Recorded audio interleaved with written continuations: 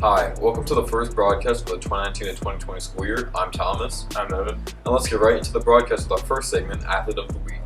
I am here today interviewing Emily Wolfgang. She is the Athlete of the Week. So Emily, how does it feel to be Athlete of the Week? Feels pretty good. Good.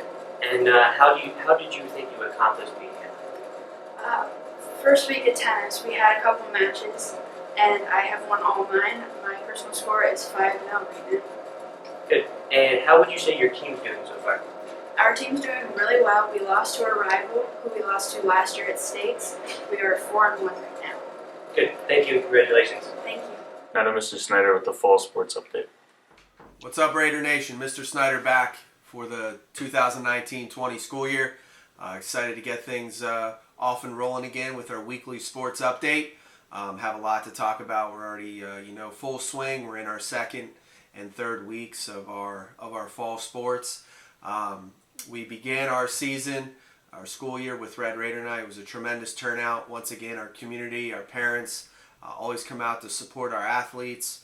It was a great night at the MAC. We had an opportunity to not only get introduced to all of our fall sports athletes, but we also recognize our accomplishments of last year, and we got to honor our final All-State recipient, Morgan Tupper, who was selected first team, second baseman for last year, made the All-State team. So congratulations to Morgan, and let's talk about this year.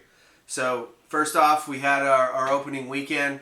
Our girls tennis team hosted the Queens of the Court tournament for the second year. We finished second place. We lost 3-2 to Montoursville. It was the reverse of last year's final where we defeated Montoursville 3-2. But it was a hard-fought match. Many of those matches went to the tiebreaker sets. Our girls fell a little bit short, but nonetheless they competed very hard and currently sit at 4-1. So girls off to another tremendous start. Our girls soccer team also finished second place in the opening tournament last weekend at Meadowbrook. Won a hard-fought battle against Wyalusing 2-1. Actually defeated them after another 2 overtimes. They won on PKs.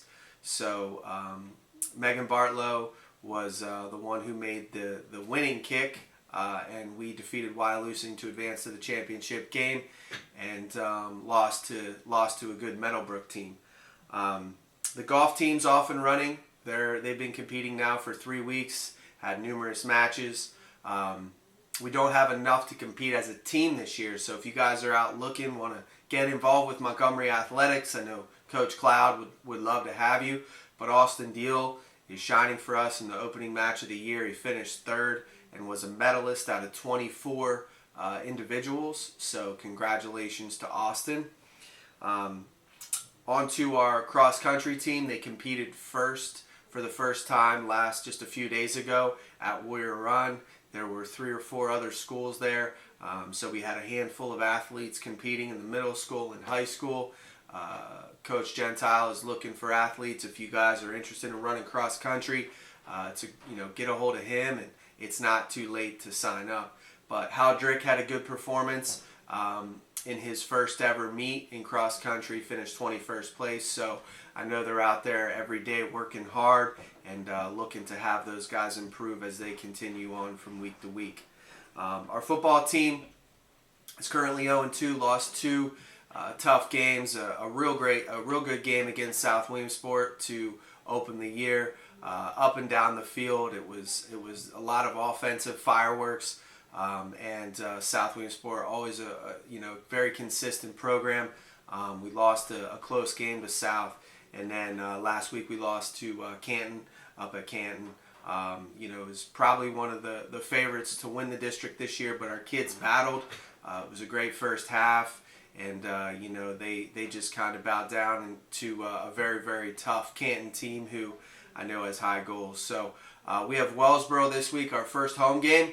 So I'm excited you guys come out, support us, and looking forward to seeing you guys out there at all the events. So good luck to all of our coaches and teams, and come on out and catch some of our contests. Let's check out a story on a new class this year. Hi, my name is Jalen, and I'm here with Mr. Stetz to talk about his new contemporary history class.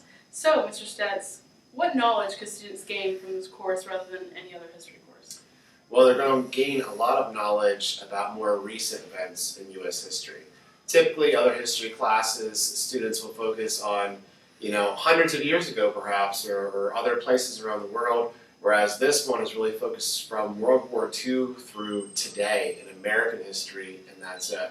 So, for example, some events that we'll cover in this class include like 9/11, events that typically in other classes you don't cover very much or at all, and that's kind of the goal of this class, to cover history that there isn't time to in other history classes.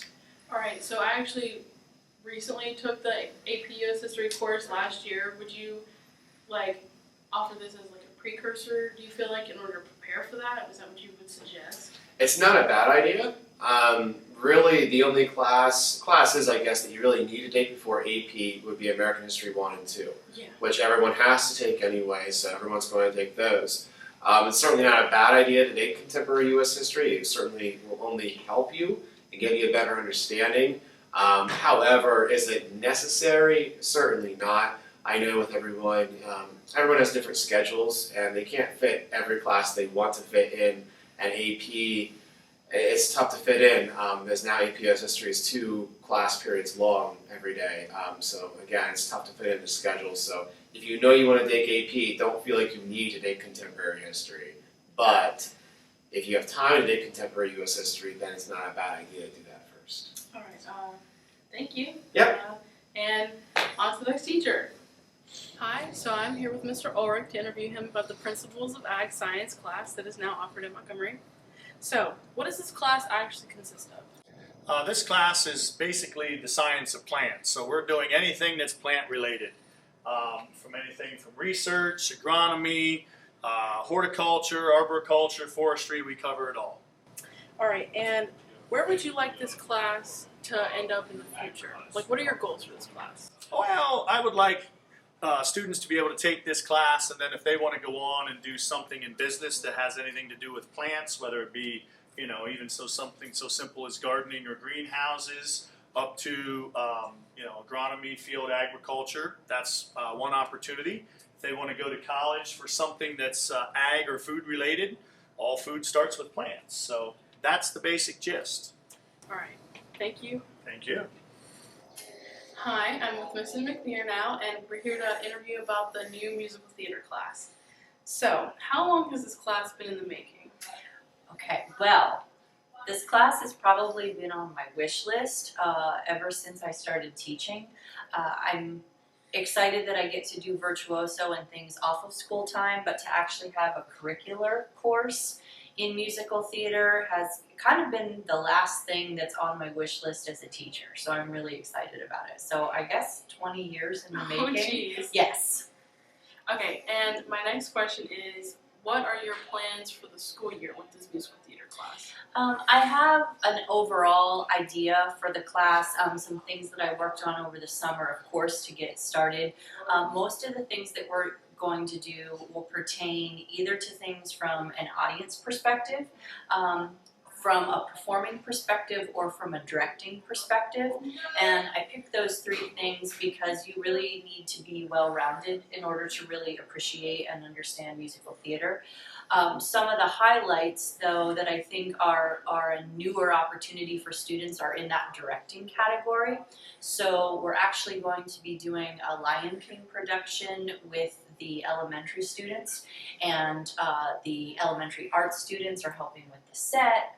There'll be some junior high students that are involved. So that's probably going to be the highlight of the year, directing-wise. Now into the question of the week. Hi, I'm Thomas, here with Mr. Gentile. So, Mr. Gentile, how was it like back your first week of school? It actually went really well. It was, obviously a lot of us don't want summer to ever end, but it was nice getting back, seeing all of my students and everything, and it kind of felt like just an extension from the end of last year, just with having a lot of my students were different students this year, just because everybody gets older and goes through other classes and things, but did get to see a lot of familiar faces back, in the classroom with me. So overall, really good first week. Thank you. Thank you. Hi, I'm Thomas. I'm here with Bradley for the question of the week. So, Bradley, what's it like for your first week back to high school? It's kind of good, but it was kind of stressful, so I went home and played Fortnite sometimes. Hi, I'm Thomas. I'm here with Bella for question of the week. So Bella, what's it like being your first day back in school, your first week? It was really fun, and I'm actually getting really used to all the classes and changing like 7 classes a day. So. Yeah, that's good. Thank you. Yep, thank you too. Hi, I'm Thomas here with Alex. So Alex, what was it like your first week back to school as a senior? It's pretty good to come back, see all my friends again, but then again I missed sleeping in over the summer, but it was alright. Well, thank you. Let's check on the interview of our new MRR program. Alex, I'm here with Dylan to further explain the MRR program. So Dylan, what is exactly the MRR program? So the MMR program is the change that we made from the student-wide positive behavior program that you and I came into in 6th grade. MMR is motivated, responsible, resilient. It's essentially changing with what our world is changing with, you know what I mean? Trying to keep things updated because, it wasn't the same years ago as it is now. Essentially, instead of correcting behavior, more taking accountability, because our students should know what you should and shouldn't be doing, and holding your peers accountable to make a better atmosphere in the school. And what have you guys done to promote the MMR program? So obviously everything isn't going to change in 1 year, and we know that, so we're trying to ease into it this year. First thing, the birthday board that you see behind us here. Your birthday is something really important to you, and we want to recognize that for every student. So as through the months, you'll see every student's birthday up on the board. And then down here is the shout-out board, the teacher SOs. That's just to, it shows what a student should exemplify in the classroom, and try to, make sure that it's known to everybody. Like, hey, you did really good today in this class. Do that again. Or this is what you should work to do to become the best student you can be. All right, thank you. Thank you for tuning in to the first broadcast of the 2019 to 2020 school year. I'm Thomas. I'm Malone. And we'll see you next week.